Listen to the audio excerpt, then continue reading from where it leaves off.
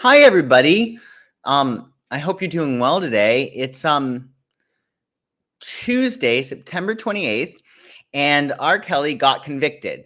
This is the big news that I want to talk about today, just because there's not too much going on, but I thought it would be interesting to talk a little bit about R. Kelly. Because it's always a little hello, Lady Knight of Avalon. It's always sad when we have these like artists who do these things that are not very, very nice and not very, very good. Because then you're wondering, should you listen to them still? Like, I Believe I Can Fly. It was such a great song, right? And now we hear all this stuff about R. Kelly. I don't know if you guys listened to that song when you were younger, but it's a really great song. But yeah, let me show you my screen and we'll talk a little bit about R. Kelly. Let me see if we can do this right. Okay. So yeah, he's going to prison and it looks as if it's going to be for quite some time, decades actually, decades. And it also it it says here that he was found guilty on all counts and faces life in prison. Um, it's a stunning fall for a man who is one of the biggest names in R&B music, and it came after the first Me Too era trial, in which most of the victims were Black women. So it's very, very sad. Did anybody actually see Surviving R. Kelly on Netflix? I started it last night in preparation for today's show, and then I couldn't watch it. Yeah, that's really really true. Lady Avalon says if we knew even half of what entertainers do in their private time, we wouldn't listen to much music or watch many Hollywood movies anymore. I'll tell you, that is so true, Lady Avalon. Excuse me, Lady Knight of Avalon. I'll tell you, one of the only things I really don't like about living in Los Angeles is you get so much of an understanding of who these people are. And I think LA and Hollywood, like what they give us is like this illusion that we can latch onto and escape. And when you live in LA, like I have for the past several years, it's really tough to find a good movie or television show just because you hear so much information. But yeah, no, I didn't see Surviving R. Kelly. But yeah, it's a big deal, this conviction. He made his victim write letters exonerating him. Instead, they helped convict him. The documentary, of course, catalyzed the case against him, and he was convicted on all counts after decades of accusations and abuse. So I guess my question to you guys is, will you, when you hear about an entertainer or somebody who's in the public eye that does something such as this, are you able to sort of separate the artist from the art? A good example is, Michael Jackson, who I'm not convinced Michael Jackson did everything that he was accused of doing. But when everything came up with that the Neverland documentary, and you hear a Michael Jackson song, it's almost like it's a little bit sad because we want to appreciate these singers, these contributions they made, but it's sometimes tough to. Some years back, I saw a documentary. Yeah, I mean, there's just so much going on. But I guess my question to you is, can you separate the art from the artist? Like, can you listen to R. Kelly, who brought us a lot of really great hits in the 90s, without, being disturbed by the facts of the matter? It's just an interesting idea. I think that we should be able to separate, because I think that when artists create, they're channeling oftentimes, they get into the zone and they're letting spirit, spirit flow through them, and that it's really pretty pure. So I don't think that there's a problem listening to these artists or watching their movies once we find out the Scoobies. when we look at R. Kelly's chart, it's really interesting. We don't have his exact time of birth. Well, we have what they call let me just make sure I'm sharing this correctly. What they have what they call dirty data in astrology charts. So there are sometimes times of birth that are recorded that are not necessarily accurate. However, we do have his chart here for you. Let me show you what this means. How do I make mine bigger? Okay. Yeah. So when we look at R. Kelly's chart, it looks as if he is a Taurus rising, which makes Venus the ruler of his chart. I'm just going to make sure you guys can see this. You guys can see this, right? So yeah, Taurus is the ruler of his chart, and that makes a lot of sense actually, because Taurus rules music and they have beautiful voices. And that makes Venus the ruler of his chart because Taurus is the rising sign. And if we notice, his Venus is in Aquarius and it is in the 10th house. So that essentially means that he has a very Aquarian, anti-authoritarian slant to his chart. And with Venus being on the 10th house, he's really blessed when it comes to career matters. Other things that I think are interesting about this chart, because even if he wasn't born at 1247, when you don't know the time of somebody's birth, you just put 12 p.m. So it's it's highly likely he has a Taurus rising. That does make a lot of sense. Other stuff that's just interesting, if we notice over here, we have Chiron conjunct Saturn in his chart. There's only a 2-degree orb between those two. So Chiron is about woundedness. It can be from a past life. It's often where we are hurt, our deepest wound. And R. Kelly has Saturn, the planet of discipline, restriction, and responsibility, in Pisces, which is not great at all. But it's conjunct Chiron. And Saturn typically pertains to father in the chart. His Saturn's not retrograde, which is interesting. But with Chiron there is a woundedness with authority, with structure. And because it's in the 11th house, it does pertain to the public. And in a lot of respects, of course, the public turned against him. So there's, that woundedness. Oops. I don't know who that could be. Sorry. So there is a certain woundedness there. Yeah. So additionally, with this chart, we notice that his moon is in Sagittarius. It's really close to the galactic axis. So the galactic axis is the Milky Way of our it's our Milky Way. It's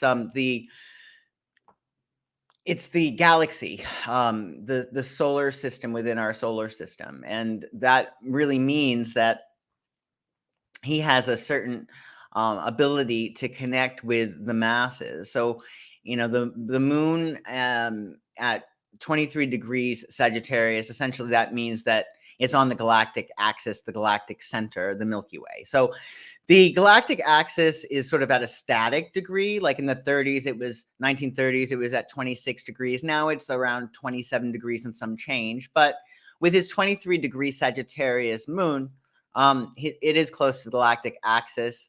And it is in the 8th house. So there is a certain there's a certain traumatic slant, so to speak, to the 8th house. It's about secrets and it's about sex and intimacy, and it's not always bad. Hi, Sin. I'm glad you're not missing this either. Thanks all for joining me today as well. Hi, Twin Tails. Hi, everybody. So yeah, he has the galactic axis. The moon and the galactic axis, which makes him, really popular and able to help transform people in a good way. His sun is in Capricorn, and Capricorns are getting a lot of. It's not an easy time for Capricorn with Pluto in their sign, but with his sun conjunct Mercury, he is a very, very strong communicator. It's really a shame that this had to happen. But yeah, we also notice what's interesting is he has Pluto conjunct Uranus, and that is both in the fifth house in Virgo, which does pertain to the body. And Pluto as well as Uranus are trauma signatures. Good morning. So essentially, Pluto pertains to emotional trauma and Uranus pertains to mental trauma. And both of these aspects, if you notice over here, are conjunct in the fifth house. And the fifth house pertains to self-expression. It can be about pleasure. It's about affection. It's the house that Leo rules. And I think with Virgo, which is a very, very physical sign, with these two trauma signatures conjunct, I mean, it's highly likely that, there was some kind of trauma there. And I think it's just a interesting topic to really think about. Do these people who do these things, do they have a background of that in their chart? Not saying that makes it excusable, but it helps to understand why people do the things that they do, so we can do whatever it is that we can to counteract that in the future. And I think that's one of the coolest things about astrology. You get to actually look and see these signatures and see, if somebody has the same signature but hasn't done what somebody else had done, you can actually look. Did this person get therapy? Did they, express themselves in their art? I think what surprises me about R. Kelly and other artists that get in trouble for these things is they have this self-expression in their life. R. Kelly, Silvery Gray. You would think that when you have like art in your life, you're able to release your demons. And I think, it's a little bit of a shame that, that he was not able to do that. Yeah. So other stuff that's going on today, creative people have had trauma. I think many creative people have had trauma. It's how you transcend it. I think that's really true. That's really, really, really true. It's a matter of who's to say that trauma isn't global or universal. I mean, I think we all have gone through our share of things. Other stuff that's interesting today that I want to talk to you about. Let me see if I can stop screen share and let me share something else. Let me see if we have this here. Oh yeah. So R. Kelly was convicted. He was. They actually got him on racketeering charges because there's a statute of limitations that ran out for sexual assault. Other stuff that's interesting is that Stephanie Grisham wrote a book detailing Trump's terrifying temper. Yeah, it's pretty interesting. Apparently, let me see if we can get this up. You can see this. At one point, she writes, Mr. Trump's handlers designated an unnamed White House official known as the Music Man to play him his favorite show tunes, including Memory from Cats, to pull him from the brink of rage. This aide, it is revealed later, is Ms. Grisham's ex-boyfriend. She does not identify with him, but it is Max Miller, a former White House official now running for Congress with Mr. Trump's support. I think that is quite funny. I don't know why it's so interesting, but I have seen Trump a lot of the time use musicals, use tunes from specifically Andrew Lloyd Webber, which I find quite fascinating. Memory, I don't know. Is it me, or is that just sort of a big surprise in terms of Trump? I just think it's kind of funny. It tickles my funny bone. But yeah, I don't know if you guys, listen to music as well to calm yourselves down. Let me know if you You do. It is an entire book on his temper, but I think it's really funny that he listens to musicals and Memory, which is a little bit of a sad song, right? From Cats. I think it's about her getting older and losing her sparkle. So it's odd that Trump would utilize that song to feel better. I would want someone. Let me just put this up. This is really cute. I would want someone to play music for me when I am grumpy too. I agree. I think that's a really good idea. Do you guys listen to anything when you are in a bad mood? Like to do anything? I know that when I was working in a job, one of the questions was like, what song do you put on when you absolutely need to get your work done and you're tired? So I think music can really be helpful. I don't understand how people can't really utilize music. I really enjoy music. I was listening to jazz last night. I listen to music for calming, but also use it to get energy. Yes, you can totally get that. I think it also depends on what you associate with certain songs. Yeah, me too. I very much think so as well. I love music. And it's good that you guys do as well. Classical for calming, rock for energy. I agree. I started listening to some jazz last night because I'm a writer, so I love lyrics. But to actually listen to classical, as Sin suggests, or jazz can be really, really good too. Neoclassical and artists. Very, very cool. Well, today, astrologically speaking, oops, sorry about that. Music is considered therapy for a reason. Yeah, it really, really is. I think it's so important. It's important to really utilize songs and music, which I try to do in my work to help people connect with the material. So we have today the moon in Cancer. Let me just make sure that today is the 20. Oh no, let me see. It is where are we? Okay. Yeah, it's the 28th. The moon was in Gemini earlier. Now it's in Cancer. So a very sensitive day. It's a day to make sure you're giving yourself as much TLC and tender loving care as possible. So much retrograde. Yeah. We are in Mercury retrograde, but it all is for a reason, and it can be really, really helpful to us to calm down and relax a little bit. Do you guys have any questions before I leave? I have an appointment I have to get to today.